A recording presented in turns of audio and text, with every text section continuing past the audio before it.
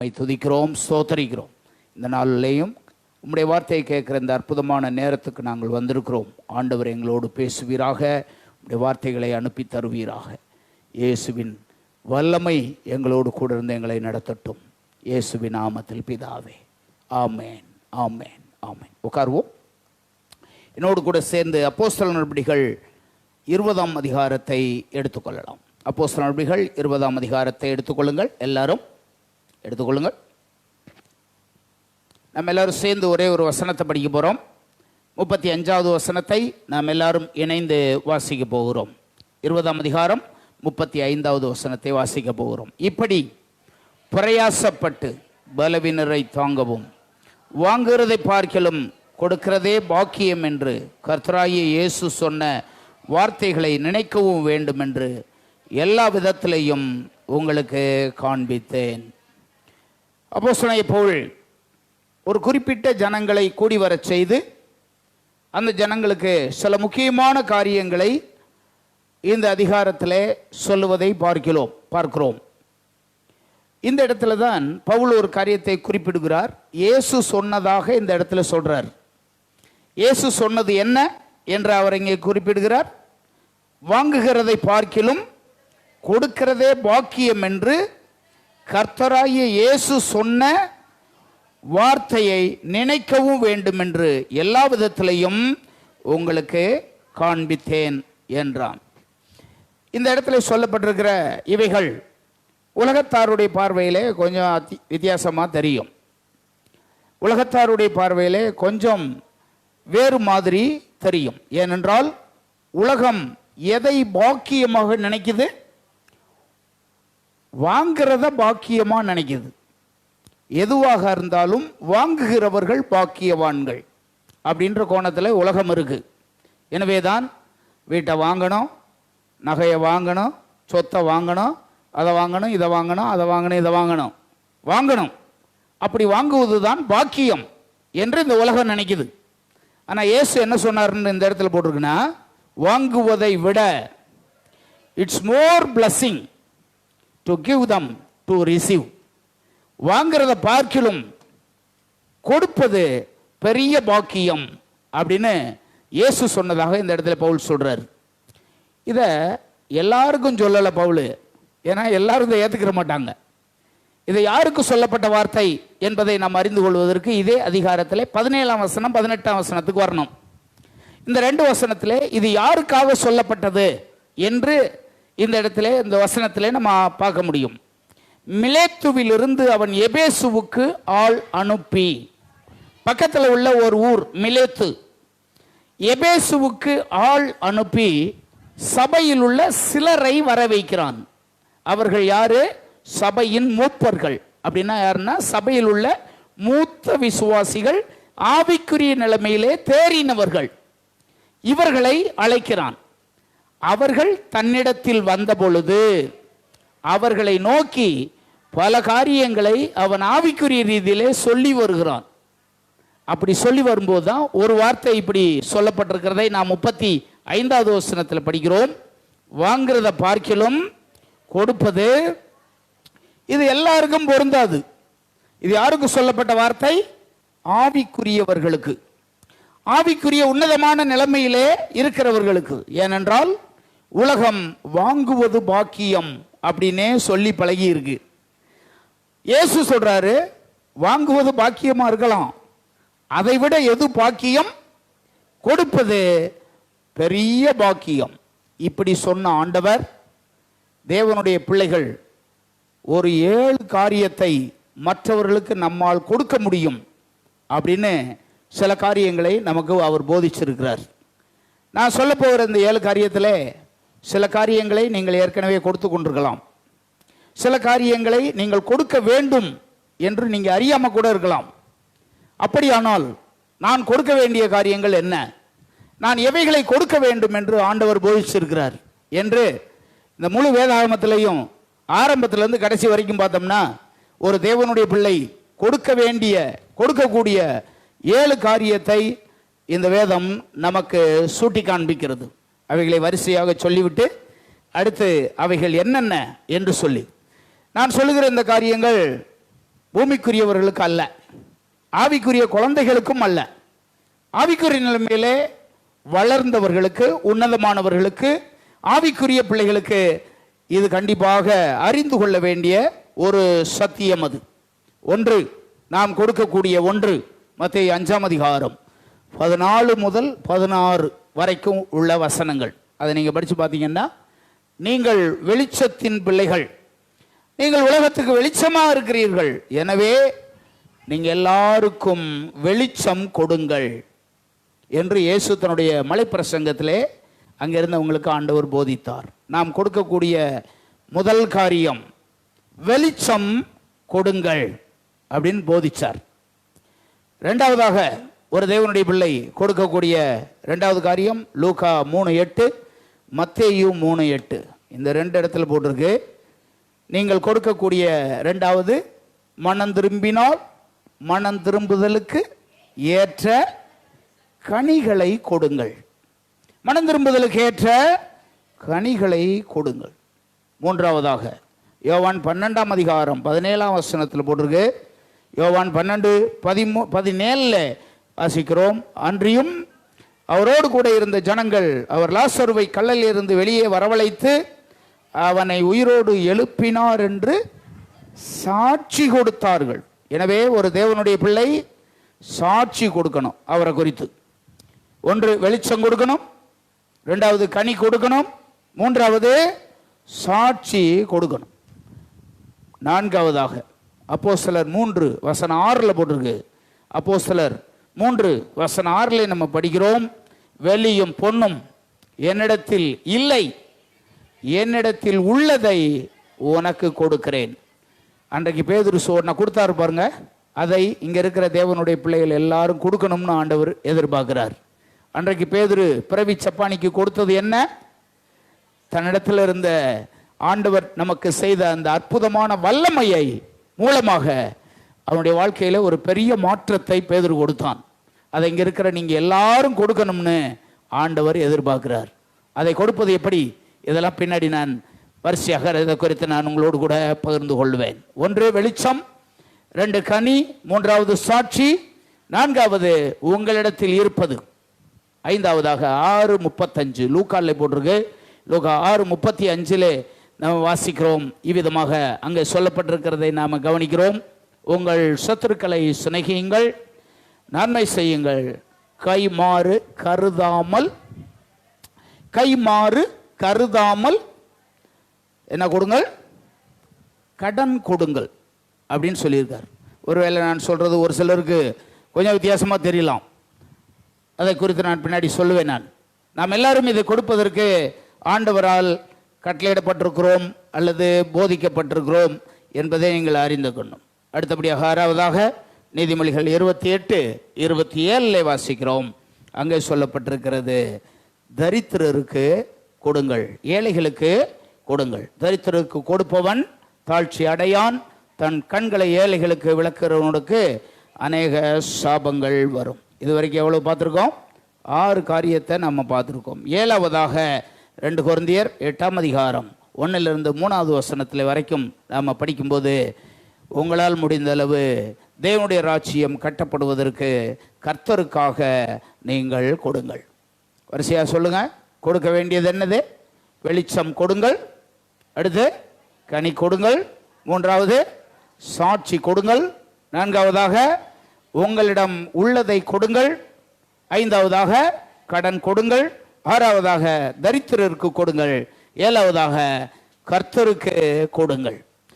இவைகளை இயேசு தம்முடைய பிள்ளைகள் எல்லாம் கொடுக்க வேண்டும் என்று ஆண்டவர் விரும்புகிறார். நாம் எல்லாரும் கொடுக்கக்கூடியது இது. இவைகளெல்லாம் ஆண்டவர் தம்முடைய பிள்ளைகளுக்கு கொடுத்து சொல்லி, இது எல்லாத்தையும் உங்களால் கொடுக்க முடியும் அப்படின்னு ஆண்டவர் சொல்லியிருக்கார். நாம் கொடுக்க முடியாததை ஆண்டவர் நம்மகிட்ட சொல்ல மாட்டார். கொடுக்க முடியாததை ஆண்டவர் நம்மிடத்தில் சொல்ல மாட்டார். நாம் எதை கொடுக்க முடியுமோ அதைத்தான் ஆண்டவர் நமக்கு சொல்லியிருக்கிறார். ஒன்று, நாம் இவைகள் எல்லாத்தையும் கொடுக்கணும்னா இதெல்லாம் முதல்ல நம்மகிட்ட இருக்கணும். இருந்தால் தானே மற்றவர்களுக்கு நாம் என்ன செய்ய முடியும்? கொடுக்க முடியும். நாம் எல்லாரும் கொடுக்கணும்.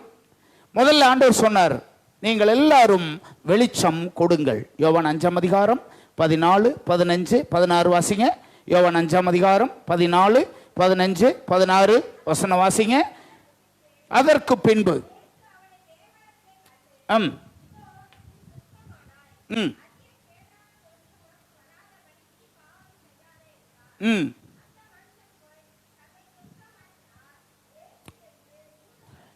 மத்தேயு 5, யோவான் சொல்லிட்டனோ? யோவான் சொல்றேன். மத்தேயு 5, நீங்கள் உலகத்துக்கு வெளிச்சமா இருக்கிறீர்கள். மலையின் மேல் இருக்கிற பட்டணம் மறைந்திருக்க மாட்டாது. விளக்கை கொளுத்தி மரக்காலால் மூடி வைக்காமல் விளக்கு தண்டின் மேல் வைப்பார்கள். அப்பொழுது அது வீட்டில் உள்ள யாவருக்கும் வெளிச்சம் கொடுக்கும். அடுத்த வசனம், இவ்விதமாய் மனுஷர் உங்கள் நற்கிரியைகளை கண்டு பரலோகத்தில் இருக்கிற உங்கள் பிதாவை மகிமைப்படுத்தும்படி உங்கள் வெளிச்சம் அவர்களுக்கு முன்பாக பிரகாசிக்க கடவது. ஆண்டவர் தம்முடைய பிள்ளைகளாகிய நாம் எல்லாரும் ஒரு காரியத்தை கொடுக்கும்படி இந்த இடத்திலே போதித்திருக்கிறதை நாம் வாசிக்கிறோம். இந்த உலகம் பொல்லாங்கனுக்குள் இருளுக்குள் கிடக்கிறது. இந்த இருளான உலகத்தில் வெளிச்சமாக இருக்கும்படி ஆண்டவர் நாம் ஒவ்வொருவரையும் தெரிந்தெடுத்திருக்கிறார். நாம் எல்லாரும் வெளிச்சம் கொடுக்கிறவர்களாக இருக்கும்படி ஆண்டவர் நம்மை தெரிந்தெடுத்திருக்கிறார். உன் அருகாமையில் உள்ளவர்களுக்கு நீ தான் வெளிச்சம் கொடுக்கக்கூடிய ஒரு ஆளு. இந்த உலகம் இருளுக்குள் உள்ளது. எங்கேயாவது வெளிச்சம் கிடைக்குமான்னு மக்கள் அலைஞ்சிக்கிட்டு இருக்காங்க. எங்கேயாவது ஒரு சோதியை பார்க்கலாமான்னு நினைக்கிறாங்க. எங்கேயாவது ஒரு வெளிச்சத்தை பார்க்கலாமான்னு பார்க்குறாங்க. எங்கேயாவது ஒரு விளக்கு தெரியுமா அப்படின்னு பார்க்குறாங்க. இந்த உலகம் உங்களை குறித்து ஆண்டவர் சொல்லுவது என்ன தெரியுமா? ஒன்றை இந்த உலகத்துக்கு ஒளியாக நான் வச்சிருக்கிறேன். ஆண்டவர் நம்மை குறித்து வச்சிருக்கிற நம்பிக்கை இதுதான். நம்மை குறித்து வச்சிருக்கிற நம்பிக்கை இதுதான். அப்போஸ்தலர் 13ஆம் அதிகாரம் 37வது வசனம் 47வது வசனம். அப்போஸ்தலர் 13ஆம் அதிகாரம் 47வது வசனம். இது இந்த வசனத்தில் இப்படி எழுதப்பட்டிருக்கிறது, நீர் பூமியின் கடைசி பரியந்தம் ரட்சிப்பா இருக்கும்படி உம்மை ஜாதிகளுக்கு இயேசு கிறிஸ்துவை குறித்ததான முன் சொல்லப்பட்ட தீர்க்க தரிசனம் இது. இந்த தீர்க்க தரிசனம் எங்க இருக்கு? ஏசாயாவின் மூலம் உரைக்கப்பட்டது. ஏசாயாவின் புஸ்தகம் 49ஆம் அதிகாரம் 6ஆம் வசனத்தில் படிக்கிறோம் அல்லவா? ஏசாயா 49:6 நம்ம வாசிக்கிறோம் அல்லவா? யாக்கோபின் கோத்திரங்களை எழுப்பவும், இஸ்ரவேலிலே காக்கப்பட்டவர்களை திருப்பவும், நீர் எனக்கு தாசனாய் இருப்பது அற்பகாரியமா இருக்கிறது. நீர் பூமியின் கடைசி பரியந்தம் என்னுடைய ரட்சிப்பாய் இருக்கும்படி உம்மை ஜாதிகளுக்கு ஒளியாக வைத்தேன். இந்த தீர்க்கதரிசன வசனம்தான் கிறிஸ்துவின் மூலம் அது எப்படி நிறைவேறினது என்று அப்போஸ்தலர் 13:47 போட்டிருக்கு. ஏசாயாவின் புஸ்தகம் 49:6 கிறிஸ்துவை குறித்ததான சொல்லப்பட்ட இந்த தீர்க்க தரிசனம் அப்போஸ்தலர்கள் 13:47 விளங்குகிறதை பார்க்கிறோம். இது உங்களுக்கும் எனக்குமான தீர்க்க தரிசனம். அது இயேசு வாழ்ந்த காலத்திலே இயேசு அநேகருக்கு ஒளியா இருந்தார். அதுக்கு பிற்பாடு அப்போஸ்தலர்கள் அவருடைய சீசர்கள் தாங்கள் போன இடத்துல அவர்கள் ஒளியாக வெளிச்சமாக அவர்கள் இருந்தாங்க. இந்த வெளிச்சத்தை உடையவர்களாக நாம் வாசம் பண்ணும்போது வாழும்போது நிச்சயமாய் அநேகருக்கு ஒளியை கொடுக்கிறவர்களாக நாம் நிச்சயமா இருப்போம். நாம் நிச்சயமா ஒளியை பெறுவது எப்படி? நாம முதல்ல ஒளி உள்ளவங்களா இருந்தால் தான் மற்றவங்களுக்கு ஒளியை நாம கொடுக்க முடியும். எப்படி நாம் ஒளியை பெற்றுக்கொள்வது? யோவான் 8ஆம் அதிகாரம் 12ஆம் வசனத்தில் படிக்கிறோம் அல்லவா? யோவான் 8:12 வாசிக்கிறோம் அல்லவா? என்னை பின்பற்றுகிறவன் இருளிலே நடவாமல் ஜீவ ஒளியை அடைந்திருப்பான். என்னை ஒருவன் பின்பற்றி வந்தால், இயேசு சொன்னாரு, ஒருத்தன் என்னை பின்பற்றி வந்தான்னா அவன் நிச்சயமா இருளா இருக்க மாட்டான், அவன் ஒளியை அடைந்தவனாக அவன் இருப்பான். நம்மை குறித்ததான தேவனுடைய திட்டம் நாம் எல்லாரும் ஒளியை உடையவர்களாக இருக்கணும். பிலிப்பியர் நிருபத்தில் 2ஆம் அதிகாரம் வசனம் 14, 15 போன்ற வசனங்களில் நம்ம படிக்கும்போது அந்த சபையில் உள்ள விசுவாசிகளுக்கு பவுல் இப்படி சொல்லுவார். 14, 15 நான் வீணாக ஓடினதும் வீணாக பிரயாசப்பட்டதும் இல்லை என்கிற மகிழ்ச்சி கிறிஸ்துவின் நாளிலே எனக்கு உண்டாயிருப்பதற்கு ஜீவ வசனத்தை பிடித்து கொண்டு உலகத்தில் சுடர்களை போல பிரகாசிக்கிற நீங்கள். இதுதான் பவுல் அந்த சபையை பத்தி சொல்றாரு. ஒருவன் சுடர்களை போல பிரகாசிக்கணும்னா இயேசு சொன்னார், என்னை பின்பற்றினால் நீ ஜீவ ஒளியை அடைஞ்சிருப்ப. இந்த இடத்துல சொல்லியிருக்கு, சுடர்களை போல நீ பிரகாசிக்கணும்னா வசனத்தை பிடித்துக்கொள். அப்பொழுது நீ வசனத்தை பிடித்து கொண்டால் நிச்சயமா நீ உலகத்தில் சுடர்களை போல பிரகாசிப்பாய். பிரகாசிக்க வேண்டும் என்ற விருப்பம் இந்த இடத்துல இருக்கிற எல்லாருக்கும் முதல்ல வேணும். நான் அநேகருக்கு வெளிச்சம் கொடுக்கணும், அநேகருக்கு நான் வெளிச்சம் கொடுக்கணும், வெளிச்சத்தின் பிள்ளை நான், வெளிச்சத்தை நான் கொடுக்கணும் அப்படின்ற எண்ணம் நிச்சயமா எல்லாருக்கும் இருக்கணும். அப்படி இருக்கிறவங்க தான் அதை பெற்றுக்கொள்ள முடியும். அதை பெற்றுக்கொண்டவர்கள் தான் இந்த வெளிச்சத்தை மற்றவர்களுக்கு கொடுக்க முடியும். முகம் பிரகாசித்தவர்கள் 4 பேரை குறித்து நம்ம பைபிளில் படிக்கிறோம். முகம் பிரகாசித்தவங்க அவங்க. மோசே மலைக்கு போனார்ல, சீனாய் மலைக்கு போனார்ல, யாத்திரா 34ஆம் அதிகாரத்தில் படிக்கிறோம் அல்லவா. 40 நாள் தேவனுடைய சமூகத்தில் இருந்துட்டு அங்கிருந்து அவரோடு இறங்கி வர்றாரு. அவருக்கு தெரியாது தன்னுடைய முகம் பிரகாசமாக இருக்குன்றதே அவருக்கு தெரியாது. எங்கே போயிட்டு வர்றாரு அவரு? தேவ சமூகத்தில் போயிட்டு சீனாய் மலையில் போய் ஆண்டவரோடு இருந்துட்டு அங்கிருந்து இறங்கி வரும்போது நம்ம பார்த்தோம்னா அவருடைய முகம் பிரகாசித்திருப்பதை அவன் அறியாதிருந்தான். 29ஆம் வசனத்தில் அறியாதிருந்தான் அப்படிதான் போட்டிருக்கு.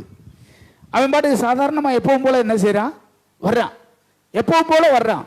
தேவனோட இருந்த அந்த மனுஷன் இப்போது ஜனங்களோட வர்றான். அவனுக்கு தெரியாது. அது வந்ததுக்கு பின்னாடி அவன் முகத்தை ஜனங்கள் பார்க்குறாங்க. அவன் முகம் எப்படி இருந்தது நாம் அந்த இடத்துல பார்க்குறோம். அவன் முகம் பிரகாசமாக இருந்ததை ஜனங்கள் எல்லாரும் கண்டாங்க. சின்ன பிள்ளைகள சிலர் இப்படி விளையாடுவாங்க, நீங்கள் பார்த்துருப்பீங்க. ஒரு ஆள் அங்கே இருக்கார். ஒரு கண்ணாடியை வச்சு சூரிய வெளிச்சத்தை அப்படி காமிச்சோம்னா அவர் முகம் எப்படி இருக்கும்? அந்த கண்ணாடி அவரால் நினைச்ச முடியாது, பார்க்க முடியாது. இந்த வெளிச்சம் எங்கிருந்து வருது? அந்த கண்ணாடியில் இல்லை வெளிச்சம், சூரியனிடமிருந்து வருகிற வெளிச்சத்தை சின்ன பிள்ளைங்க அப்படி கண்ணாடியில் அடித்து பார்த்துருப்பாங்க. அப்படி இப்படி பார்த்துருப்போம், நாம் எல்லாம் பார்த்துருப்போம். இந்த வெளிச்சம் சூரியனிடமிருந்து வருகிறது. அதை மற்றவங்க முகத்தில் பார்த்தோம்னா அடித்தோம்னா அவங்களால அந்த கண்ணாடியை பார்க்கவே எப்படி முடியாதோ அதை போல தேவ சமூகத்திலிருந்து இறங்கி வர்ற மோசையினுடைய முகத்தை ஜனங்கள் யாருமே என்ன செய்ய முடியல, பார்க்கவே முடியல. உடனே அவங்க பூரா தன்னுடைய முகத்தை மறைச்சிருப்பாங்க. அப்படிப்பட்ட ஒரு பெரிய பிரகாசம் மோசையிலிருந்து வந்தது.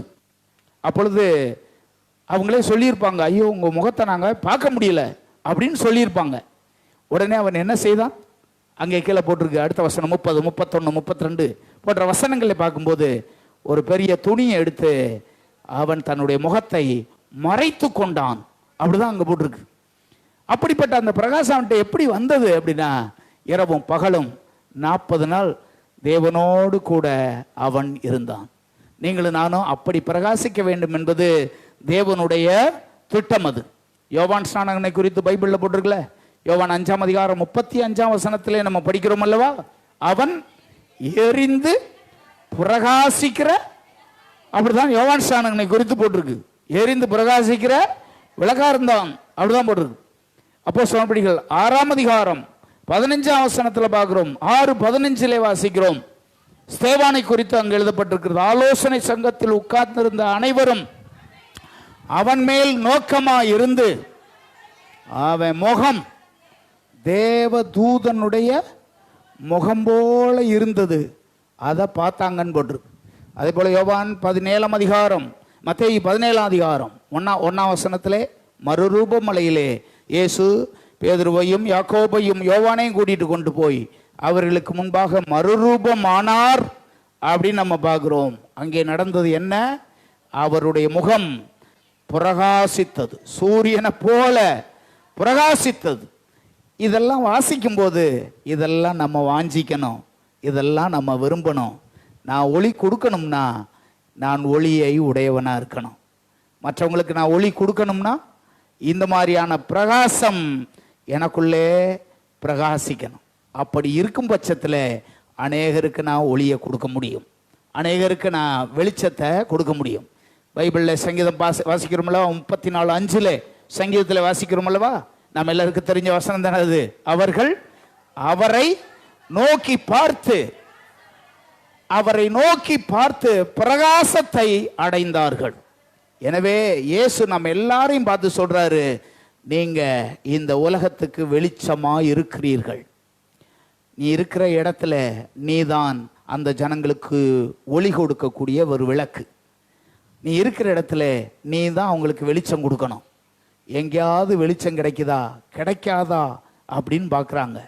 எங்கேயாவது ஒரு இடத்துல வெளிச்சம் கிடைக்காதான்னு பார்க்குறாங்க. எங்கேயாவது ஒரு இடத்துல வழி திறக்காதான்னு பார்க்குறாங்க. யாராவது ஒரு புது கடவுள் இன்னும் வருவாங்களா இந்தியாவில் அப்படின்னு மக்கள் தேடுறாங்க.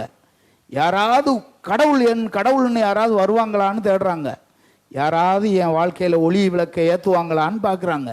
இயேசு சொன்னார், நீ தான் வெளிச்சமாக இருக்க, நீ தான் விளக்கா இருக்க, நீ தான் ஒளியா இருக்க. நீ இருக்கிற இடத்துல ஆண்டவருக்காக வெளிச்சமாக இருக்க வேண்டியவன் நீ. ஆண்டவர் உன்னை பார்த்து சொல்கிறாரு, ஆண்டவர் ஒருத்தரையும் பார்த்து சொல்கிறாரு, நீயே விளக்காக வெளிச்சமாக இருக்கிறாய். எனவே ஒவ்வொரு தேவனுடைய பிள்ளையும் தாங்கள் இருக்கிற இடத்துல வெளிச்சமாக இருக்கணும். தாங்கள் இருக்கிற இடத்துல நாம் விளக்கா இருக்கணும். மலையின் மேல் இருக்கிற பட்டணம் மறைந்திருக்க மாட்டாதது போல ஒவ்வொரு தேவனுடைய பிள்ளையும் மலை மேல் இருக்கிற பட்டணத்தை போல, மலை மேல் இருக்கிற ஒரு விளக்கை போல வெளிச்சம் கொடுக்கிறவர்களாய் இருக்க வேண்டியது அவசியமானது. ஹல்லேலூயா. தேவனுடைய பிள்ளைகளாகிய நாம ஒவ்வொருத்தரும், இந்த இடத்துல இருக்கிற கர்த்தருடைய பிள்ளைகளாகிய நாம ஒவ்வொருத்தரும் தேவனுக்காக வெளிச்சமும் விளக்கும் கொடுக்கிறவர்களாக இருப்பதே நம்மை குறித்ததான தேவனுடைய திட்டம் என்பதை நீங்க மறந்துடக்கூடாது. இரண்டாவது குறிப்பு, லூக்கா சுவிசேஷம் 3ஆம் அதிகாரம் 8வது வசனம், மத்தேயு சுவிசேஷம் 3ஆம் அதிகாரம் 8வது வசனம். இந்த ரெண்டு இடத்துலையும் சொல்லப்பட்டிருக்கிறது, நீங்கள் மனம் திரும்பினது உண்மையானால் மனம் திரும்புதலுக்கு ஏற்ற கனிகளை கொடுங்கள். அடுத்து அங்க போட்டிருக்கு, ஆபிரகாம் எங்களுக்கு தகப்பன் என்று உங்களுக்குள்ளே சொல்லிக் கொள்ளாதிருங்கள்.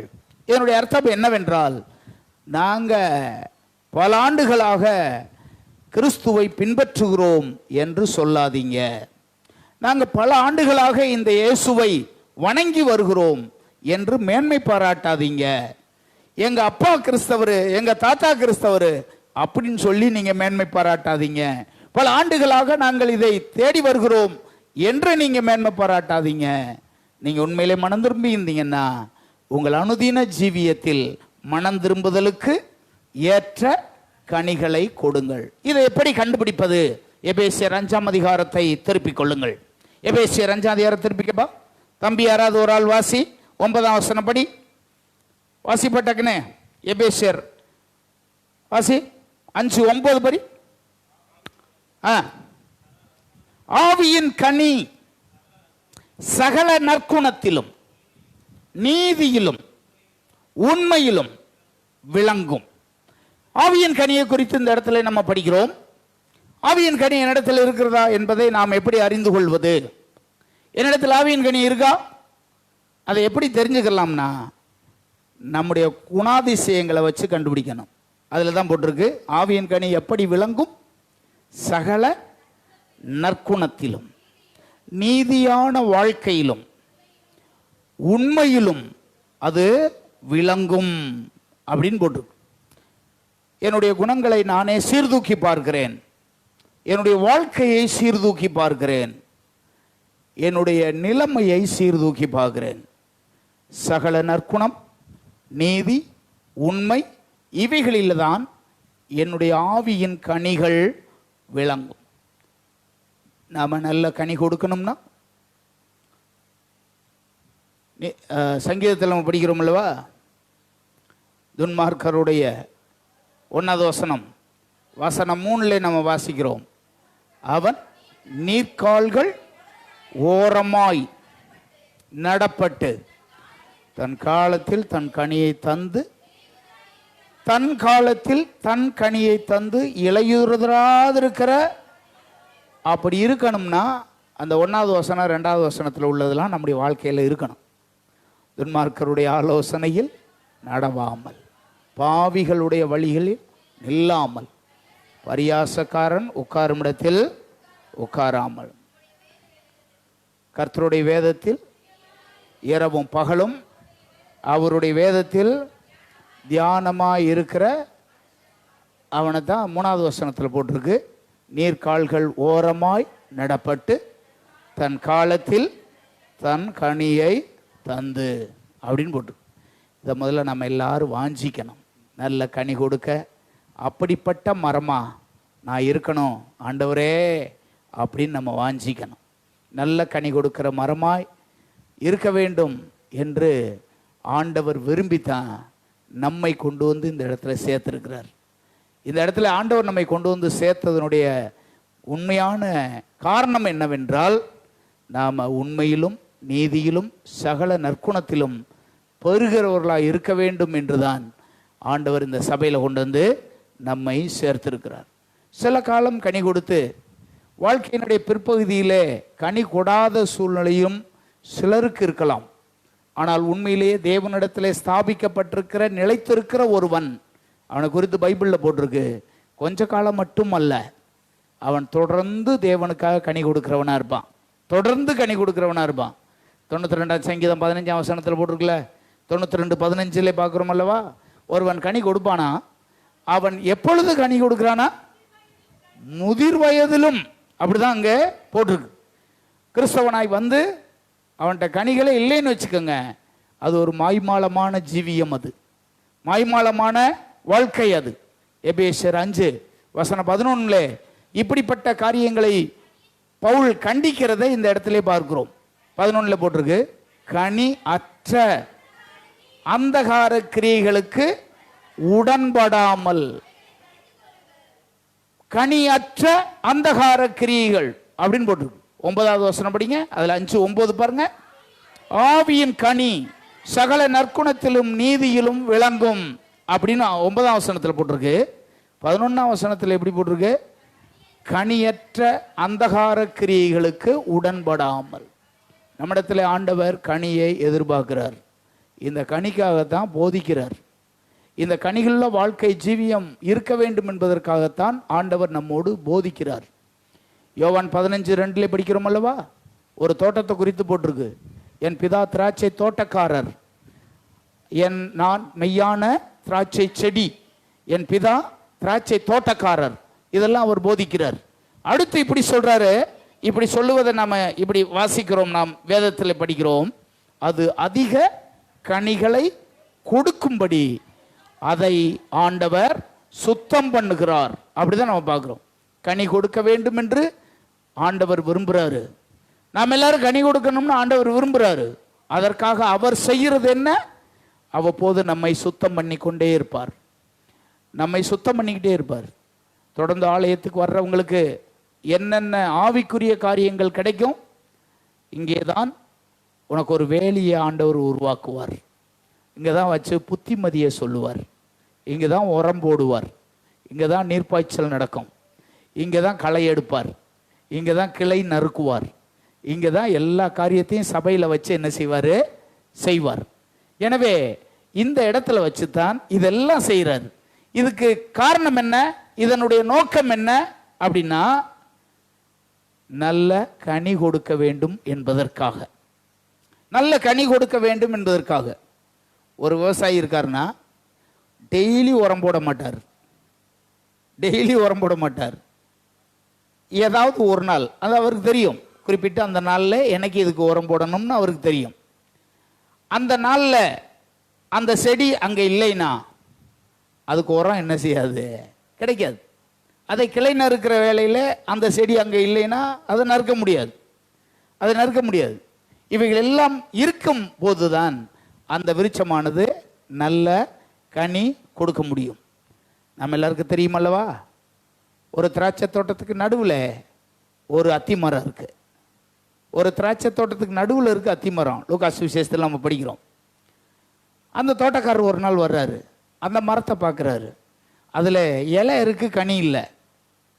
உடனே அந்த வேலை செய்கிறவனை கூப்பிட்டு, என்னப்பா இதில் இலை இருக்கு, அதில் ஒரு கனியுமே இல்லை, இது எதுக்கு தோட்டத்து நடுவில் இருக்குது, இதை வெட்டி போடு அப்படின்னு சொல்லுவார். அதுக்கு அந்த தோட்டக்காரன் சொல்லுவான், இல்லைங்கய்யா இது இந்த வருஷமும் இருக்கட்டும், இதை கொத்தி நான் ஏறு போட்டு இதுக்கு தண்ணி பாய்ச்சி நான் கவனிக்கிறேன், இந்த வருஷம் இல்லைன்னா அடுத்த வருஷம் என்ன செய்யலாம், வெட்டி போட்டுடலாம் அப்படின்னு சொல்லுவார். எனவே கனியை எதிர்பார்க்கிற அந்த ஆண்டவர் அவர் வரும்போதெல்லாம் நம்மிடத்தில் நல்ல கனியை எதிர்பார்க்கிறார். அதற்காக என்னென்ன காரியத்தை அவர் செய்கிறார் பாருங்க. நமக்காக ஒரு சபையை ஏற்படுத்தி, ஒரு பாஸ்டரை ஏற்படுத்தி, இது மாதிரி ஒரு காரியத்தை, ஒரு அமைப்பை ஏற்படுத்தி, இதெல்லாம் வச்சு, இதுக்கெல்லாம் காரணம் என்னென்னா, எப்படியாவது இவங்க நல்ல கனி என்ன செய்யணும், கொடுக்கணும். நாம் கொடுக்கிறதைத்தான் ஆண்டவர் அங்கே பேசுகிறார். நம்முடைய குணங்களை சீர்தூக்கி பார்ப்போம், நம்முடைய நடக்கையை சீர்தூக்கி பார்ப்போம், நம்முடைய வாழ்க்கையை சீர்தூக்கி பார்ப்போம். ஆவியின் கனி 5:9 பார்க்கிறோம். எபேசியர்ல நற்குணத்திலேயும் நீதியிலும் உண்மையிலும் விளங்கும். நம்மை நாமே பரிசோதித்து பார்ப்போம். அப்படிப்பட்ட நற்காரியங்கள் நம்முடைய பெருகும்படி ஆண்டவர் நமக்கு உதவி செய்வாராக. ஹல்லேலூயா. 3வது குறிப்பு யோவான் 12:17 நம்ம வாசிக்கிறோம். சாட்சி கொடுங்கள். இந்த வசனத்தை படிங்க. அன்றியும் அவரோடு கூட இருந்த ஜனங்கள் அவர் லாசருவை கல்லிலிருந்து வெளியே வரவழைத்து அவனை உயிரோடு எழுப்பினார் என்று சாட்சி கொடுத்தார்கள் அப்படின்னு போட்டிருக்கு. இந்த உலகத்தில் இயேசு இருந்த காலத்திற்கு பிற்பாடு அவருடைய சீஷர்கள் இருந்தார்கள் அல்லவா, அவங்க எல்லாருமே நான் என் ஜீவகாலம் எல்லாம் அவருக்கு சாட்சியாக இருப்பேன் என்று அவங்க வாழ்ந்தாங்க. தான் இருந்த இடத்துல இயேசுவுக்கு சாட்சியாக நான் இருப்பேன் என்று அவங்க வாழ்ந்தாங்க. நாம் எப்படி வாழ்கிறோம் என்பதை சீர்தூக்கி பாருங்க. அப்போஸ்தலர் 1:8 நாம் எல்லாருக்கும் தெரியும் அந்த வசனம். பரிசுத்த ஆவி உங்களிடத்தில் வரும்போது நீங்கள் பலன் அடைந்து எருசலேமிலேயும் யூதேயாவிலேயும் சமாரியாவிலேயும் பூமியின் கடைசி பரியந்தமும், இதுதான் நம்மை குறித்ததான தேவனுடைய திட்டம். இந்த திட்டத்தை நிறைவேற்றும்படி அவங்க என்ன செஞ்சாங்க? 2ஆம் அதிகாரம் 32ஆம் வசனம் பாருங்க. அப்போஸ்தலர்ல 2ஆம் அதிகாரம் 32ஆம் வசனம் பாருங்க. இந்த இயேசுவை தேவன் எழுப்பினார். இயேசு இந்த உலகத்திலே உயிர்த்தெழுந்த ஆண்டவர், இன்றைக்கும் உயிரோடு கூட இருக்கிற ஆண்டவர். அவர் ஒருத்தர் மட்டும்தான். எத்தனையோ மார்க்கங்களும் மதங்களும் இந்த உலகத்தில் இருக்கு. குறிப்பாக கிறிஸ்தவத்தை தவிர ஒரு 8 மதங்கள் மார்க்கங்கள் இந்த உலகத்தில் பெரும் மதங்களாக அறியப்படுகிறது. சௌராஷ்டிர மதம், சமண மதம், சைவ மதம், சீக்கிய மதம், புத்த மதம், இப்படிப்பட்ட ஒரு 8 மதங்கள் இந்த உலகத்தில் இருக்கு. இதை ஏற்படுத்தினவங்கெல்லாம் ஆட்கள். இஸ்லாமிய மதம், இப்படிப்பட்ட மதங்கள்லாம் இருக்கு. இவர்கள் எல்லாருக்கும் இயேசுவுக்கும் நிறைய வித்தியாசம் இருக்கு. இயேசுவுக்கும் வித்தியாசம் இருக்கு. சிலர் நீங்க பார்த்தீங்கன்னா கொல்லப்பட்டவங்களும் இருக்காங்க இயேசுவ மாதிரியே. ஆனால் அவங்க யாருமே திரும்ப உயிர் தள்ளல. எல்லாரும் மரித்தவர்களாக அப்படியே இருக்காங்க. இயேசுவுக்கும் அவர்களுக்கும் நிறைய வித்தியாசம் இருக்கிறது. இந்த இயேசு மரித்தோரிலிருந்து உயிர் தெழுந்ததினாலே சீஷர்கள் எல்லாரும் எப்படி இருந்தாங்கன்னா, நாங்கள் அவருக்கு சாட்சிகளாக இருக்கிறோம் அப்படின்னு அவங்க பிரசங்கம் பண்ணாங்க. இந்த இயேசுவுக்கு நாங்கள் சாட்சிகளாக இருக்கிறோம் அப்படின்னு சொன்னாங்க. அவங்களுடைய பிரசங்கத்தெல்லாம் நீங்கள் தொடர்ந்து அப்போஸ்தலர் நடவடிக்கைகளை பார்த்தோம்னா பல வசனங்கள் சொல்கிறேன் பாருங்க. 3ஆம் அதிகாரம் 15ஆம் வசனத்துக்கு வாங்க. அப்போஸ்தலர் நடவடிக்கைகள் 3ஆம் அதிகாரம் வசனம் 15வது வசனம் பாருங்க. ஜீவாதிபதியை கொலை செய்தீர்கள், அவரை தேவன் மரித்தோரிலிருந்து எழுப்பினார், அதற்கு நாங்கள் சாட்சிகளாக இருக்கிறோம். 10ஆம் அதிகாரம் 39வது வசனத்துக்கு வாங்க. 10ஆம் அதிகாரம் 39வது வசனம் பாருங்க. யூதருடைய தேசத்திலும் எருசலேமிலும் அவர் செய்தவைகள் எல்லாவற்றுக்கும் நாங்கள் சாட்சிகளாக இருக்கிறோம். சீசர்கள் தங்கள் பிரசங்கத்தில் பூரா எப்படி தெரியுமா சொல்றாங்க? நான் எப்படி இருக்கேன்? சாட்சியா இருக்கேன். 4ஆம் அதிகாரம் 33வது வசனம். இன்னும் ஏராளமான வசனங்கள் இருக்கு. ஒவ்வொரு பிரசங்கத்திலையும் அவங்க செஞ்ச ஊழியத்திலையும் அவர்கள் வாழ்க்கையிலையும் இப்படி சொல்லிக்கிட்டே இருப்பாங்க. கர்த்தராகிய இயேசு கிறிஸ்துவின் உயிர்த்தெழுதலை குறித்து அப்போஸ்தலர்கள் மிகுந்த பலமாய் சாட்சி சொன்னாங்க. அப்படிதான் இருக்கு. அவங்க எல்லாரும் சாட்சியா இருந்தாங்க. நீங்க இப்ப இருக்கிற உங்க இடத்துல, உங்க ஊர்ல, உங்க தெருவுல நீங்க அவருக்கு சாட்சியா இருக்கணும்னு ஆண்டவர் எதிர்பார்க்கிறார். நீங்க எல்லாரும் அவருக்கு சாட்சியாக இருக்க வேண்டும் என்று ஆண்டவர் எதிர்பார்க்கிறார். அப்போஸ்தலனாகிய பவுலுக்கு ஒரு நாள் தரிசனமான இயேசு பவுலோடு இப்படி பேசுவார். 23ஆம் அதிகாரம் அப்போஸ்தலர் நடபடிகள் 23ஆம் அதிகாரத்துக்கு வருவோம். வசனம் 11ஆம் வசனம் பாருங்க. 23:11 வசனத்தை பாருங்க. அன்று ராத்திரியிலே கர்த்தர் பவுலின் அருகே நின்று, பவுலே திடன்கொள், நீ என்ன குறித்து எருசலேமில் சாட்சி கொடுத்தது போல. இதுதான் பவுலை குறித்து ஆண்டவர் பேசினது. என்னை குறித்து ஒரு ஆள்கிட்ட நீ சாட்சி சொன்ன, அதை மாதிரி இன்னொரு இடத்துலையும் போய் என்ன செய்யணும்? உங்களில் எத்தனை பேர் இயேசுவுக்காக நீங்கள் சாட்சி சொல்லிக்கிட்டு இருக்கீங்க? ஆண்டவரை குறித்து சொல்கிறீங்களா? நீங்கள் ஆண்டவரை குறித்து சொல்கிறீங்களா? நீங்கள் நம்மை குறித்து அவங்க தேவனுடைய திட்டம் ஒன்று இருக்குது. ஆண்டவருக்கு நம்ம சாட்சியாக இருக்கணும். ஆண்டவருக்கு சாட்சியாக இருக்கணும். நான் ஒரு 10 வயசு அதுக்குள்ளே இருக்கும்போது எங்கேயாவது போவதற்கு எங்கள் அம்மா என்னை கூட்டிகிட்டு போவாங்க. பக்கத்தில் உள்ள கிராமமாக இருக்கும், அவங்களுக்கு தெரிஞ்ச வீடாக இருக்கும். பைபிளை எடுத்து ஒரு துணி பைக்குள்ளே வச்சு அதை கையில் சுற்றிக்கிட்டு என்னையும் கூட்டிக்கிட்டு, என்கிட்ட சொல்ல மாட்டாங்க, அவங்களுக்கு போய் நான் போய் ஊழியம் செய்ய போகிறேன்னு சொல்ல மாட்டாங்க. அங்கே போகணும், வா போயிட்டு வருவோம் அப்படின்ட்டு கூட்டிகிட்டு போவாங்க. ஒரு 1 கிலோமீட்டர் 2 கிலோமீட்டர் அப்படின்லாம் நடந்து போகணும். போனோன்னே ஒரு குறிப்பிட்ட வீட்டில் போய் உட்காந்து அவங்களுக்கு இயேசுவை பற்றி சொல்லுவாங்க. அப்படி போயிட்டாலே எனக்கு உயிரே போயிடும். ஐயோ, உட்காந்துச்சுன்னா என்ன செய்யாது? எந்திரிக்காது. அது பாட்டுக்கு இயேசுவை பற்றி சொல்லிக்கிட்டே இருக்கும். பைபிளை நான் வாய்ச்சி காமிச்சிக்கிட்டே இருக்கணும் அந்த குடும்பத்துக்கு. அப்படிப்பட்ட காரியத்தை வாழ்க்கையில் எங்கள் அம்மா வாய்ப்புள்ள போதெல்லாம் அதை செய்வாங்க. அவங்க ஒரு முழு நேர ஊழியக்காரங்க கிடையாது, முழு நேர பாஸ்டர் கிடையாது. இருந்தாலும் பைபிளில் சொல்லப்பட்டிருக்கிறபடி எனக்கு நீங்கள் எல்லாரும் எப்படி இருக்கணும்? சாட்சியாக இருக்கணும்னு சொன்னது போல். அப்படி பாருங்க, அவங்க படிக்காதவங்க, ஒன்றும் விவரம் இல்லாத ஆள், ஆனால் கர்த்தர் அவங்கள பயன்படுத்தி அநேகரை கிறிஸ்துவுக்குள்ளே கொண்டு வந்தாங்க, அநேகரை ஆண்டவருடைய ராஜ்யத்துக்குள்ளே கொண்டு வந்தாங்க. உங்களையும் நிச்சயமாக அப்படி ஆண்டவர் பயன்படுத்துவார். நாம் எல்லாரும் என்ன செய்யணும் அப்படின்னா, இருக்கிற இடத்துல ஆண்டவருக்காக நம்ம என்ன செய்யணும்? சாட்சியாக இருக்கணும். 42ஆம் அதிகாரம் பாருங்க, ஏசாயாவின் புஸ்தகம் 43ஆம் அதிகாரம் பாருங்க. 43ஆம் அதிகாரம் வசனம் 12 வசனம் பாருங்க. 43 வசனம் 12 பாருங்க. இந்த ஜனத்தை அந்த 43 12 வசனம், நானே அறிவித்து ரட்சித்து விளங்க பண்ணினேன். உங்களில் இப்படி செய்யத்தக்க அந்நிய தேவன் இல்லை, நானே தேவன் என்பதற்கு நீங்கள் தான் என்னுடைய சாட்சிகள். இதை நம்ம மனசார ஏற்றுக்கிறணும், ஒத்துக்கிறணும். நான் இருக்கிற இடத்துல நான் யாரு? அவருக்கு சாட்சி. நான் இருக்கிற இடத்துல நான் தான் அவருக்கு சாட்சி. எனவே தேவனுடைய பிள்ளைகளே, இன்று முதல் இதை செய்யாதவங்க இன்னைக்கிலிருந்து செய்யுங்க. சாட்சியை சொல்லுங்க, இயேசுவை குறித்து சொல்லுங்க, உண்மையாக இருக்கக்கூடிய ஒன்றை குறித்து சொல்லுங்க.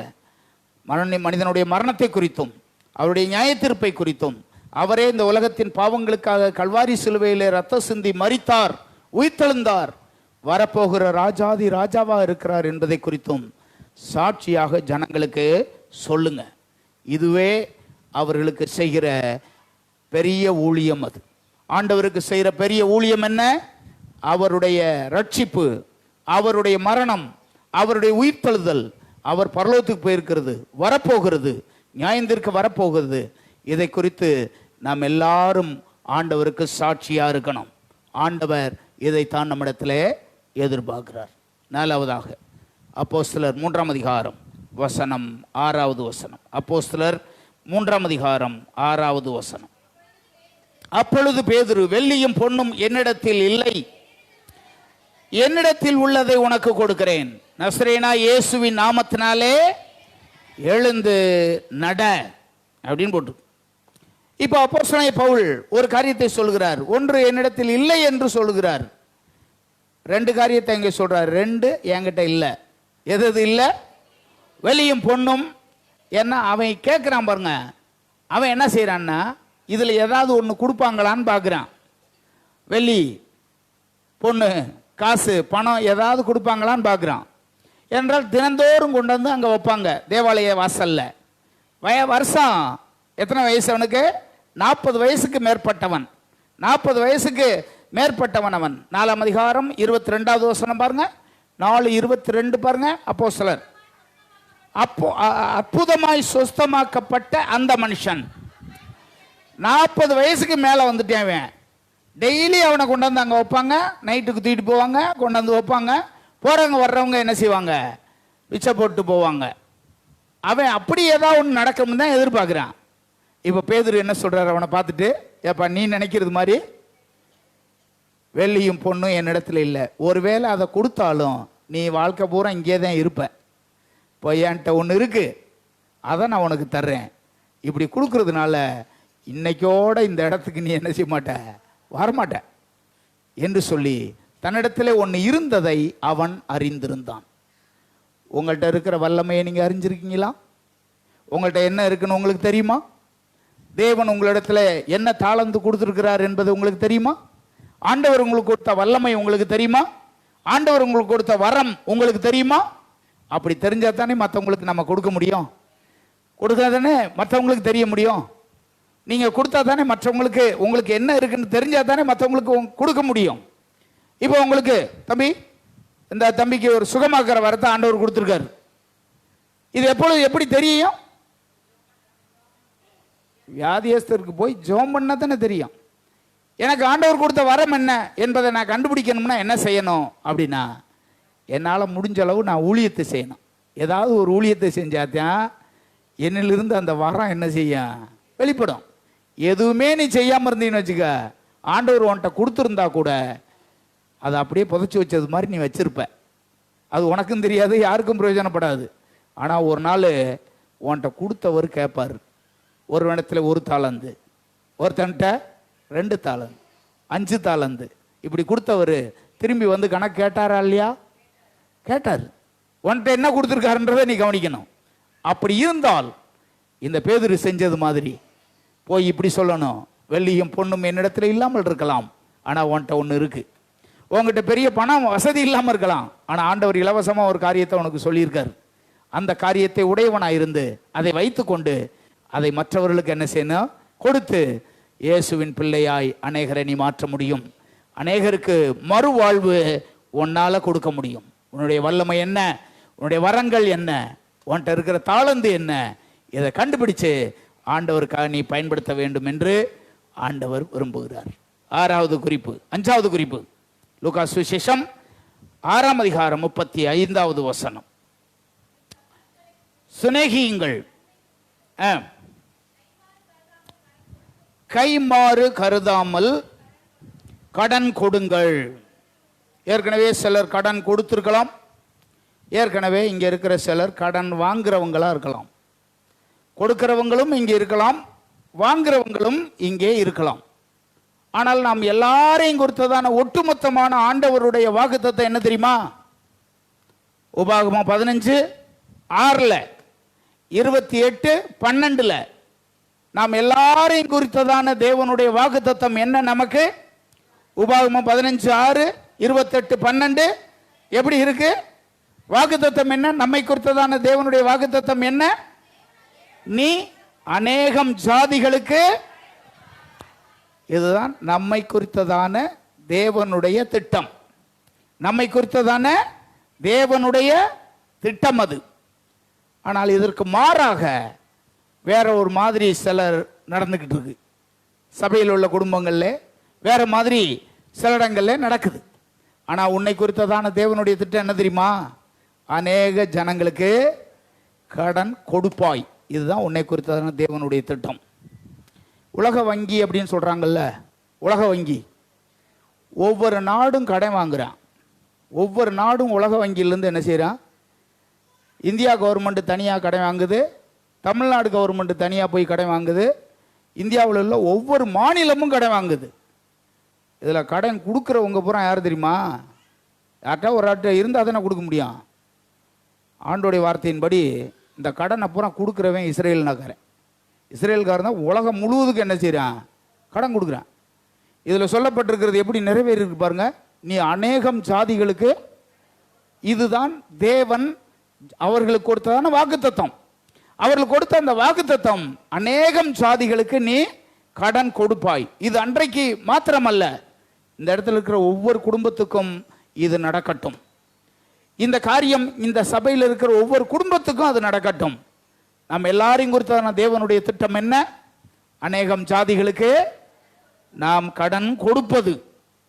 பைபிளில் போட்டிருக்கு. மத்தேயு 5:42 இப்படி வாசிக்கிறோம். மத்தேயு 5:42 வாசிக்கிறோம். இப்படி போட்டு, உன்னிடத்தில் கேட்கிறவனுக்கு கொடு, உன்னிடத்தில் கடன் வாங்க விரும்புறவனுக்கு. நம்மை குறித்து இப்படிலாம் போட்டிருக்கு. நம்மகிட்ட கடன் வாங்க வர்றவங்களுக்கு மூஞ்சி என்ன செய்யக்கூடாதான்?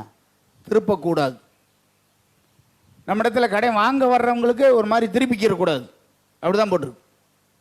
பைபிளில் போட்டுருக்கு, கடன் கொடு, வட்டிக்கு கொடுக்காத. கடன் கொடு, வட்டிக்கு கொடுன்னு போடலை, வட்டிக்கு கொடுக்காத அப்படின்னு போட்டிருக்கு.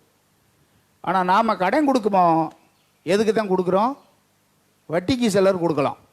ஒருவேளை அப்படி இது வரைக்கும் கொடுத்துருந்தீங்கன்னா இனிமேல் அந்த காரியத்தை செய்யாதீங்க. நம்மை குறித்ததான தேவனுடைய திட்டம் என்ன? கடன் எல்லாத்துக்கும் நாம் என்ன செய்யணுமா? கொடுக்கணும். அந்த நிலைமை தான் நம்மை குறித்து தேவனுடைய திட்டம். அது அப்படிப்பட்ட நிலைமையை உங்கள் எல்லாருடைய வாழ்க்கையிலையும் கர்த்தர் செய்வாராக. ஆண்டவர் அப்படிப்பட்ட ஒரு மாற்றத்தை நமக்கு கொடுப்பாராக. ஆண்டவர் நம்முடைய குடும்பங்களில் அப்படிப்பட்ட ஒரு காரியத்தை ஆண்டவர் செய்வாராக. ஒன்றில் நம்ம கடன் படலாமா? எதில்? ஒன்றில் மட்டும் கடன் படலாம். எதில்? ரோமரில் பார்க்குறோம்லவா? 13:8 வாசிக்கிறோம்ல. ரோமர் 13:8 நம்ம வாசிக்கிறோம்லவா? அன்பு கூறுகிற கடனே அல்லாமல் மற்ற ஒன்றிலும் கடன் படாதிருங்கள். இந்த வாக்குத்தத்தம்லாம் நம்முடைய குடும்பங்களில் நிறைவேறட்டும். ஆண்டவர் நம்முடைய குடும்பங்களில் இதை ஆண்டவர் செய்யட்டும். ஆண்டவர் இதை நம்முடைய குடும்பங்களில் செய்யட்டும். நம்ம எல்லாரும் கடன் கொடுக்கிறவர்களாய் மாறுவதற்கு ஆண்டவர் நம்ம எல்லாருக்கும் உதவி செய்யட்டும். கடன் எல்லாத்துக்கும் நம்ம கொடுக்கணும். எப்படி கடன் கொடுக்கணுமா? சிலர் கடன் கொடுப்பாங்க. யாருக்கு? நீங்கள் கொடுத்தீங்கன்னா அடுத்து அவங்க உங்களுக்கு கொடுப்பாங்க. ஆனால் ஆண்டவர் நமக்கு சொல்கிறது, உனக்கு கடன் கொடுக்குறவங்களுக்கு கடன் கொடு அப்படின்னு சொல்லலை. லூக்கா 6 இயேசு சொன்னார்ல, லூக்கா 6 வசனம் 35 நம்ம படிக்கிறோம். எப்படி கடன் கொடுக்கணும்? 6:35 உங்கள் சத்துருக்களை சிநேகியுங்கள், நன்மை செய்யுங்கள். இங்கே கடன் கொடுக்கறத பற்றி ஒரு வார்த்தை போட்டிருக்கு. பாஸ்டர், இதெல்லாம் எதுக்கு பாஸ்டர் எங்களுக்கு? நாங்கள் எங்கிட்டு போய் கடன் கொடுக்க போகிறோம் அப்படின்னு நினைக்கிறீங்களா? உன்னை குறித்தது ஆண்டவருடைய திட்டம் என்ன தெரியுமா? இப்படிப்பட்டவனாய் ஆண்டவர் உங்கள் குடும்பத்தை மாற்றுவாராக. கடன் கொடுக்குறவங்களா ஆண்டவர் உங்களை என்ன செய்யட்டும்? மாற்றட்டும். என்னை பற்றி இந்த மக்கள் எப்படி நினைக்கிறாங்களோ சொல்ல முடியாது. இங்கனக்குள்ள வட்டாரத்தில் இருக்கிறவங்க திடீர்னு வருவாங்க, பெருந்தொகையை கடையாக கேட்பாங்க. கொஞ்சம் நஞ்சமாக கொஞ்சம் கொடுத்துடலாம், வாங்கிடலாம். அவங்க கேட்குற கடனை பார்த்தீங்கன்னா ஓவராக இருக்கும். அப்போ நான் நினச்சிக்கிருவேன், பாஸ்டர்கிட்ட நிறைய லட்சங்களாக வச்சுருப்பாங்க போல அப்படின்னு மக்கள் நினச்சிக்கிருவாங்க போலன்னு நான் நினைப்பேன். நம்ம எப்படியும் ஒரு மாதிரி கடன்படுற ஆள் மாதிரி நம்ம நடந்துக்கிறது இல்லைல்ல. அதனால் மக்கள் என்ன நினைக்கிறாங்க? சில நேரத்தில் பாஸ்டர் பல லட்சங்களோடு இருப்பார் அப்படின்னு நினைக்கிறாங்க. இந்த ஆலயத்தை கட்டும்போது, இந்த சர்ச்சை கட்டுற நேரத்தில், அப்போ ஒரு நாள் நம்ம சாமுவேல் பிரதர் ஒரு நாள் சொன்னார். அவர் பல இடங்களுக்கு கிறிஸ்தவர் சபை விசுவாசி அப்படின்ற முறையில் பல இடத்துக்கு பலர் தெரியும் அவருக்கு. ஒரு நாள் என்கிட்ட சொன்னார், பாஸ்டர் இப்படி கஷ்டப்பட்டு கட்டிக்கிட்டே இருக்கீங்க, நான் சிலர்கிட்ட உங்களை கூட்டிகிட்டு போகிறேன், வாங்க. அவங்கள்ட்டெல்லாம் சொல்லுவோம், இந்த மாதிரி சர்ச்சை கட்டுறோம், ஏதாவது உதவி செய்யுங்க அப்படின்னு சொல்லுவோம். அவங்கெல்லாம் உதவி செய்வாங்க, வாங்க பாஸ்டர்னு என்னை கூப்பிட்டாரு. எனக்கு அதில் கொஞ்சம் விருப்பம் இல்லை, போயிட்டு அங்கங்கே போய் வசூல் பண்ணிக்கிட்டு தெரியுதில்ல அப்படி நான் கொஞ்சம் வேணாம்னு சொல்லிக்கிட்டே இருந்தேன். அவர் என்னை கூப்பிட்டுக்கிட்டே இருந்தார், வாங்க பாஸ்டர் அங்கே சில ஆளுக்கு இருக்காங்க போகும்னு. ஒரு வாரத்தை சொன்னார், நீங்கள் இப்படிலாம் ட்ரெஸ்ஸு பண்ணிட்டு வரக்கூடாது. இப்படிலாம் வெள்ளை சட்டை போட்டு இப்படி நீட்டாக வந்தீங்கன்னு வச்சுக்கோங்க, கேட்குற இடத்துல யாருமே என்ன செய்ய மாட்டாங்க, கொடுக்க மாட்டாங்க. அதை வாங்குறதுக்கு ஒரு மாதிரி டிசைனாக வரணும், ஒரு மாதிரி ட்ரெஸ்ஸு பண்ணிக்கிட்டு ஒரு மாதிரி வரணும். அப்போ தான் கேட்ட உடனே பரிதாபப்பட்டு என்ன செய்வாங்க, கொடுப்பாங்க அப்படின்னாரு. அப்போ நான் சொன்னேன், பிரதர் இப்படிலாம் நமக்கு நடிக்க தெரியாது பிரதர், அதில் எனக்கு வாய்ப்பு இல்லை பிரதர். ஆண்டவர் கட்டுறாரு, அவர் கொடுத்தா கட்டுவான், அப்படிலாம் போய் வேணாம் பிரதர் அப்படின்ட்டேன். பைபிளில் கடன் யாருக்கு கொடுப்பாங்கன்னு போட்டிருக்கு, கைமாறு கருதாமல். அப்படின்னா என்ன அர்த்தம், இன்னைக்கு நம்ம உதவி செஞ்சோம்னா நாளைக்கு அவங்க நமக்கு செய்வாங்க அப்படின்றவங்களுக்கு கொடுக்காதீங்க. கைமாறு கருதாம என்ன செய்யுங்க, கடன் கொடுங்க. குருடனை பார்த்து ராஜபார்வை பாடுறா அப்படின்னா எப்படி அவன் பார்க்க முடியுமா? அதை மாதிரி தான் இந்த குறிப்பை சொல்லும்போது நீங்கள் பெரும்பாலானாலும் முழிக்கிறத பார்த்தா அப்படித்தான் தெரியுது. எங்களை போய் கடன் கொடுக்க அது கொடுக்க இது கொடுக்க சொல்றீங்களே பாஸ்டர் அப்படின்னு. ஆண்டவர் இப்படி உங்களை மாற்றுவாராக, ஆண்டவர் உங்களுக்கு உதவி செய்வாராக. இது ஆண்டவர் உங்களை பார்த்து சொல்கிற வார்த்தை, இது நான் சொல்லலை. நீங்கள் எல்லாம் கடன் கொடுக்குறவங்களா இருக்கணும்னு சொல்லி ஆண்டவர் சொல்கிற வார்த்தையை நீங்கள் விசுவாசிங்க, நம்புங்க. உங்கள் நிலைமையை ஆண்டவர் மாற்றுவார், உங்கள் சூழ்நிலையை ஆண்டவர் மாற்றுவார். அநேகருக்கு கடன் கொடுக்கத்தக்கதாக உங்களை ஆண்டவர் பலப்படுத்தி நடத்துவார். ஹல்லேலூயா. 6வது குறிப்பு நீதிமொழிகள் 28:27 பார்க்கிறோம். தரித்திரருக்கு கொடுங்கள், தரித்திரருக்கு கொடுங்கள். நாம் எல்லாரும் ஆண்டவருக்காக கொடுக்கிறவர்களாக இருக்கணும். யாரு கொடுக்கணும்? இல்லாதவங்களுக்கு கொடுக்கணும். நம்முடைய ஆலயத்துக்கு நீங்கள் எல்லாரும் காணிக்கை கொடுக்குறீங்க. அதில் நான் ஒரு தீர்மானம் பண்ணி வச்சுருக்கேன், இங்கே வர்ற காணிக்கை எல்லாம் எனக்குரியது, குடும்பத்துக்குரியது அல்ல. இதெல்லாம் எனக்குரியது, எல்லாம் என் குடும்பத்துக்குரியது, அப்படி அல்ல. பல்வேறு ஊழியங்களுக்கு இங்கே வர்ற காணிக்கை நம்ம பிரித்து கொடுக்குறோம். அதில் ஒரு பகுதி ஏழை எளியவங்களுக்கு. எப்போ வேணாலும் வருவாங்க, யார் வேணாலும் வருவாங்க சர்ச்சுக்கு. 2 பெண்கள் சென்னையிலேருந்து வந்தாங்க. அவங்க ஒரு கதையை சொன்னாங்க, இப்படி ஒரு தேவையோடு இருக்கும் பாஸ்டர். யார் வேணாலும் வருவாங்க. வர்ற யாருக்கும் நான் இல்லைனாலும் வீட்டில் சொல்லியிருக்கேன், யாரும் நான் இல்லைனாலும் அவங்கள வெறுமையாக அனுப்பவே கூடாது. அவங்க ஆண்டவரை தேடி வர்றாங்க, ஏதாவது அவங்களுக்கு கண்டிப்பாக என்ன செய்யணும், செய்யணும். ஏன்னா ஆண்டவர் அப்படி சொல்லியிருக்காரு. தரித்திரருக்கு கொடுக்குறவங்களுக்கு ஆண்டவர் அதுக்கேற்ற பிரதிபலனை நிச்சயமாக கொடுப்பேன்னு சொல்லியிருக்கிறார். சில நேரத்தில் அறியாமல் தேவதூதர்களே கூட வருவாங்க. அப்படி தானே வருவாங்க. பகலின் குளிர்ச்சியான உஷ்ணமான நேரத்தில் 3 புருஷர் ஆபிரகாமுடைய வீட்டுக்கு வந்தாங்க. அப்படி தானே நம்ம படிக்கிறோம். 3 பேர் என்ன செஞ்சாங்களாம், வந்தாங்க. எந்த டயத்தில் வர்றாங்க அவங்க? மத்தியான வேலையில். இப்போ இருக்கிற அம்மாமாரெலாம் வீட்டுக்காரர் வந்து, அம்மா 3 பேர் ஃப்ரெண்டு வந்திருக்காங்க அவங்களுக்கு சோறாக்கு அப்படின்னு மத்தியான நேரத்தில் சொன்னால் என்ன சொல்லும் அது? அது எங்கிட்டாவது கூட்டிகிட்டு போங்க, எங்கேயாவது வாங்கி கொடுங்க, நம்மளாம் அது முடியாது, இப்படி தான் சொல்லுங்க இப்போ இருக்கிற பொம்பளையாள்கள்லாம். அந்த அம்மா பாருங்க, சாரா உடனே அவங்களுக்கு செஞ்சு அப்பம் சுட்டு அது சுட்டு இது சுட்டு உடனே அவங்களுக்கு கொடுத்து பராமரித்ததை பார்க்குறோம். அதுக்கு பின்னாடி தான் தெரியும் அவர்கள் தேவனிடமிருந்து அனுப்பப்பட்டவங்கன்றத. தேவதூதர்களுக்கு சாப்பாடு கொடுக்கக்கூடிய பெரிய பாக்கியம் ஆபிரகாமுடைய குடும்பத்துக்கு என்ன செஞ்சுருக்கு, கிடைச்சது. அப்படி தான் கிடைச்சது. நம்ம வீட்டுக்கு கூட சில நேரத்தில் அப்படி வரலாம். நாம் எப்படி இருக்கிறோம், எப்படி டீல் பண்ணுறோமோ பரலோகத்திலேருந்து ஆண்டவர் பார்த்துக்கிட்டே இருப்பார். அதனால தான் பைபிளில் போட்டிருக்கு, தரித்திரருக்கு என்ன செய்யுங்க, கொடுங்க. தரித்திரருக்கு, ஏழைகளுக்கு உதவி செய்யுங்க. நாம் அதை தொடர்ந்து செய்யணும். எபேசியர் 4:28 போட்டிருக்கு. 28 நம்ம வாசிக்கிறோம். 4:28 படிக்கிறோம். நம்ம திருடுகிறவன் இனி திருடாமல் குறைச்சல் உள்ளவனுக்கு கொடுக்கத்தக்கதாக தனக்கு உண்டாயிருக்கும்படி தன் கைகளின் நலமான வேலை செய்து, இங்கே சொல்லப்பட்டிருக்கு பாருங்க, குறைச்சல் உள்ளவனுக்கு கொடுக்கத்தக்கதாக. குறைச்சல் யாருக்கு இருக்கோ அவங்க எல்லாத்துக்கும் கொடுங்க. இந்த உலகத்தில் தரித்திரர் எல்லா நாட்டிலையும் இருக்காங்க. தரித்திரர் எல்லா நாட்டிலையும் இருக்காங்க. இஸ்ரேலுக்கு போயிருந்தேன்ல, அங்கேயும் பிச்சைக்காரங்க இருக்காங்க. சிங்கப்பூர் போயிருந்தேன், அங்கேயும் பிச்சைக்காரங்க இருக்காங்க. எகிப்துக்கு போயிருந்தேன், அங்கேயும் பிச்சைக்காரங்க இருக்காங்க. குவைத்தில் 2 நாள் தங்கியது, அங்கேயும் பிச்சைக்காரங்க இருக்காங்க. உலகத்தில் பிச்சைக்காரங்க இல்லாத நாடே கிடையாது. எல்லா நாட்டிலையுமே இருக்காங்க, நம்ம நாட்டிலையும் இருக்காங்க. ஆனால் பைபிள் போட்டிருக்கு. எனவே அது அக்காலத்தில் மட்டும் இல்லை, இந்த காலத்தில் இருக்காங்க. உங்களால் முடிஞ்ச அளவு அவங்களுக்கு எல்லாருக்கும் என்ன செய்யுங்க, உதவி செய்யுங்கள்.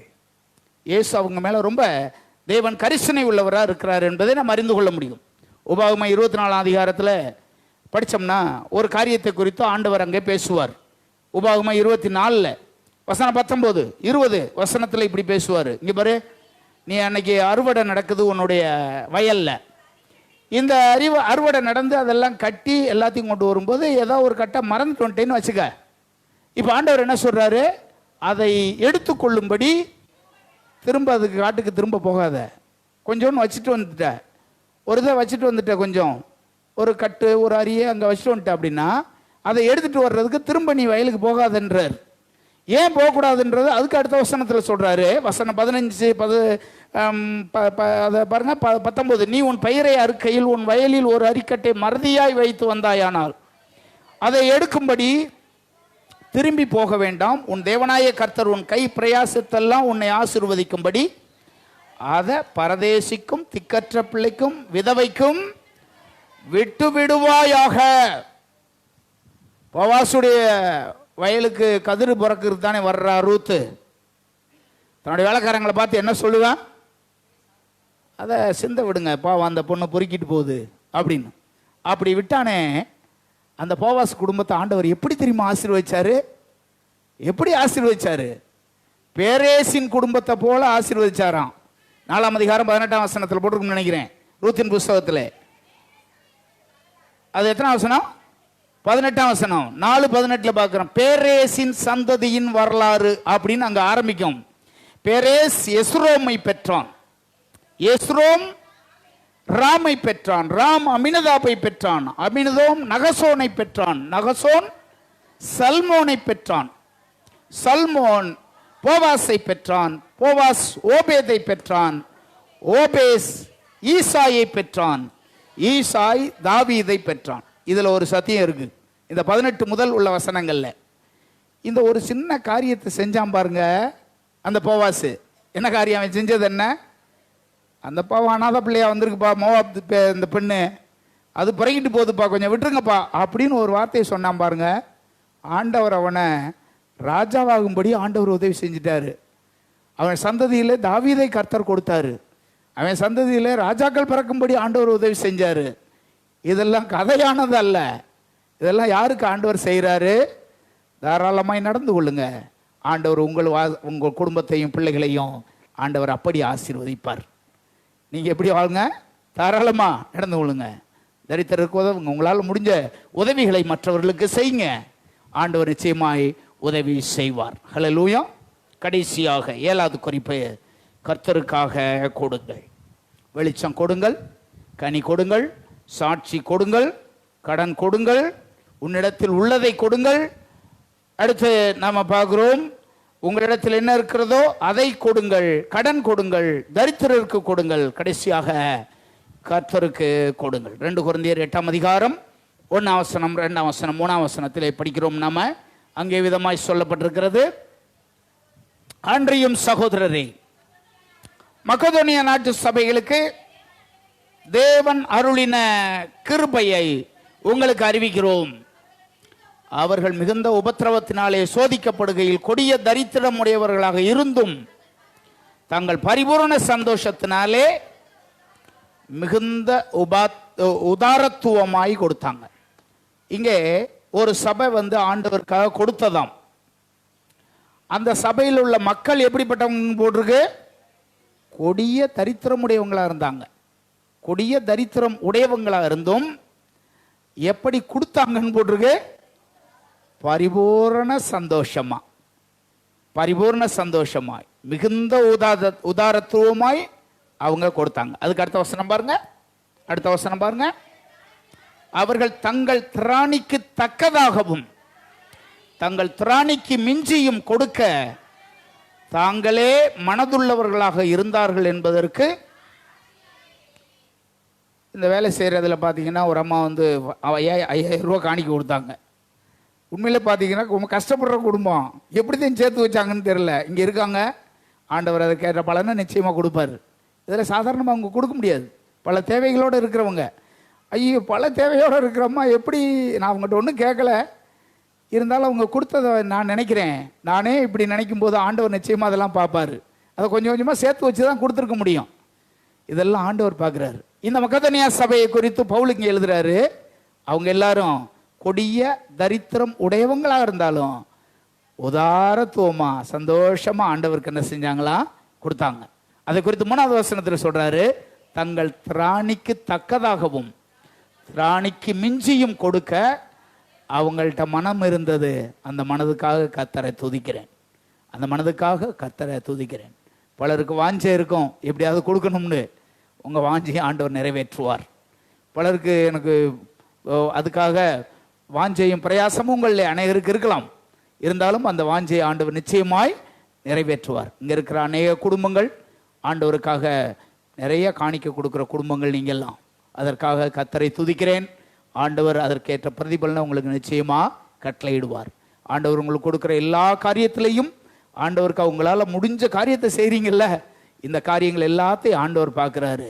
ஒரு ஆளையும் ஆண்டவர் வெறுமையாக விட மாட்டார். ஆண்டவருக்காக கொடுக்குற ஒரு குடும்பத்தையும் ஒரு தனிநபரையும் ஆண்டவர் வெறுமையாக ஒரு நாள் விட மாட்டார். எனவே உங்களுடைய பலனை நிச்சயமாய் இம்மையிலும் மறுமையிலும் நீங்கள் நிச்சயமாய் பெற்றுக்கொள்வீர்கள். தேவன் உங்களுக்கு உதவி செய்வார். எனவே இவைகளெல்லாம் பாக்கியமானது. அதை நாம் முதல்ல நம்பணும். இயேசு சொன்னார், வாங்கிறத பாக்கிலும் கொடுக்கிறதே பாக்கியம். வெளிச்சம் கொடுங்கள், கடன் கொடுங்கள், சாட்சி கொடுங்கள், உங்களிடத்திலே உள்ளதை கொடுங்கள், தரித்திரருக்கு கொடுங்கள். இல்லை, இவைகளை நீங்கள் செய்தால் அவர் என்ன விரும்புகிறாரோ அதை நீங்கள் செய்து முடிக்க தேவன் உங்களுக்கு கிருபையும் இரக்கத்தையும் ஆண்டவர் கட்டளையிடுவாராக. எல்லாரும் எழுந்து நிற்கலாமா? இவைகளை செய்யும்படி தேவன் நமக்கு இன்னும் கிருபைகளையும் இரக்கத்தையும் கட்டளையிடட்டும். ஆண்டவர் நமக்கு உதவி செய்யட்டும். நாம் எல்லாரும் எழுந்திருந்து ஆண்டவர் தாமே நம்மோடு கூட பேசின இந்த வார்த்தைகளின்படி இவைகளை தொடர்ந்து செய்து அவருடைய பிரமாணத்தை நாம் நிறைவேற்ற தேவன் நமக்கு இரக்கமும் கிருபையும் பாராட்டுவாராக, உதவி செய்வாராக. எல்லாரும் ஆண்டவருடைய கரத்தில் ஒப்பு கொடுத்து, இது எல்லாத்தையும் நான் கொடுப்பதற்கு என்னை அர்ப்பணம் பண்றேன் ஆண்டவரே. இவைகள் எல்லாவற்றையும் நீர் கொடுக்க சொல்லி இருக்கிறீர். இவைகள் எல்லாவற்றையும் கொடுப்பதற்கு என்னை நான் ஒப்பு கொடுக்கிறேன் ஆண்டவரே. இவைகள் எல்லாவற்றையும் கொடுப்பதற்கு என்னை அர்ப்பணம் பண்ணுகிறேன் ஆண்டவரே. இன்னும் வெளிச்சம் கொடுக்க, இன்னும் கனி கொடுக்க ஆண்டவரே, இன்னும் சாட்சி கொடுக்க, இன்னும் கடன் கொடுக்க, இன்னும் தரித்திரருக்கு கொடுக்க, இன்னும் கர்த்தருக்கு கொடுக்க ஆண்டவரே எனக்கு உதவி செய்ய ஆண்டவரே, எனக்கு உதவி செய்யணும் ஆண்டவரே. இன்னும் உடைய ராஜ்யம் கட்டுவதற்கு நான் கொடுக்க என்னுடைய கரத்தை நீர் பலப்படுத்தணும் ஆண்டவரே. இந்த இடத்துல இருக்க உடைய பிள்ளைகளுக்காக ஸ்தோத்திர ஆண்டவரே. எங்களை ஒரு நோக்கத்தோடு நீர் ரட்சித்திருக்கிறீர், எங்களை ஒரு நோக்கத்தோடு நீர் தெரிந்து கொண்டிருக்கிறீர். உமக்காக வெளிச்சம் கொடுக்கிற சுடர்களாக இருக்கும்படி ஆண்டவரே எங்களை தெரிந்தெடுத்திருக்கிறீர். ஆண்டவரே, நாங்க வெளிச்சமா இருக்கணும். அன்றைக்கு மோசேயை போல, யோவான் ஸ்நானகனை போல, ஸ்தேவானை போல உம்முடைய முகம் பிரகாசித்தது போல இந்த இருள் நிறைந்த உலகத்தில் இருக்கிற ஜனங்கள் எங்களை ஆண்டவரே, எங்கள் பிரகாசத்தை இந்த ஜனங்கள் பார்க்கணும் ஆண்டவரே. எங்க மூலமா அந்த பிரகாசத்தை அவங்க பெற்றுக்கொள்ளணும் ஆண்டவரே. எங்களை உம்முடைய சமூகத்திலே தாழ்த்தி அர்ப்பணிக்கிறோம். இந்த இடத்துல இன்னொன்று இருக்கிற உம்முடைய பிள்ளைகள் ஒவ்வொருவருக்கும் உடைய கிருபையினாலும் இரக்கத்தினாலும் உடைய தயவினாலும் அப்படிப்பட்ட பாக்கியங்களை கர்த்தர் கட்டளையிடுவீராக. இவைகளே சொல்லப்பட்டபடி இந்த 7 காரியத்தை இன்னும் அதிகமாய் நாங்கள் கொடுத்து உம்முடைய பிரமாணத்தை நிறைவேற்ற எங்களை உம்முடைய சமூகத்திலே நாங்கள் ஒப்புக் கொடுக்கிறோம். உம்முடைய கிருபை இரக்கமும் தொடர்ந்து எங்களோடு கூட இருந்து நடத்தட்டும். இயேசுவின் நாமத்தில் ஜெபிக்கிறோம் ஜீவனுள்ள நல்ல பிதாவே. நாத்துமாவே கர்த்தரை ஸ்தோத்திரி, முழு உள்ளமே பரிசுத்த நாமத்தை ஸ்தோத்திரி. நாத்துமாவே கர்த்தரை ஸ்தோத்திரி. கர்த்தர் செய்த சகல உபகாரங்களையும் மறவாதே. நம்முடைய கர்த்தராகிய இயேசு கிறிஸ்துவின் கிருபையும் பிதாவாகிய தேவனுடைய அன்பும் பரிசுத்த ஆவியானவருடைய ஆசீர்வாதமும் என்றும் என்றும் சதா காலமும் நம்மை விட்டு நீங்காமல் நிலைத்திருப்பதாக. ஹல்லேலூயா, ஹல்லேலூயா, ஹல்லேலூயா. எல்லாருக்கும் ஸ்தோத்திரம். ஆண்டவர் உங்களை ஆசீர்வதிப்பாராக, கூட இருப்பாராக. God bless you. Praise the Lord. Praise the Lord.